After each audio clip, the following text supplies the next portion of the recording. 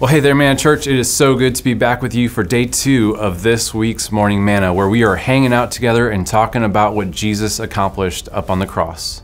So yesterday, I started off by explaining how sometimes we can speed right past certain crucial principles in the Bible. And this week, I'm really hoping we can slow down and give thanks and worship for what Jesus did for us. What Jesus accomplished on the cross cannot be overstated. So I don't want us to ever lose that sense of awe and appreciation and a reverence for what he did. You know, unfortunately, we are still in a place in this world where we could never try hard enough or do enough good works to earn our own salvation. We have an impossible chasm to cross in order to fix our relationship with God on our own. That's why I want to focus our time each day on these biblical principles of atonement. You might be hearing that term and thinking hearing it for the first time and thinking, whoa, go easy on the terminology.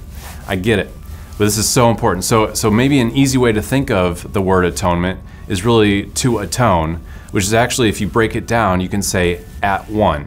So I actually stole that from one of my professors, so thank you, Dr. Clanton, for that.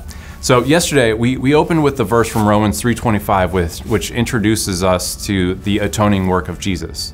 By what Jesus did on the cross, we are able to be made back at one with God. Our relationship was made right by Jesus. We were placed in right standing with God, no longer on the hook to pay for our sins. Today we are specifically looking at the idea of Jesus as the perfect sacrifice for our sins. So throughout the Old Testament, there are examples of the expectations of what a legitimate sacrifice should look like, which these examples tell us that a sacrifice shall be without blemish or spotless. So the main factor to remember here is that Jesus lived a sinless life so that he could become the perfect sacrifice, spotless and without blemish. So not only did Jesus step into that position of being a sacrifice, but he also did it in a way that we could never do ourselves. Jesus was spotless and without blemish.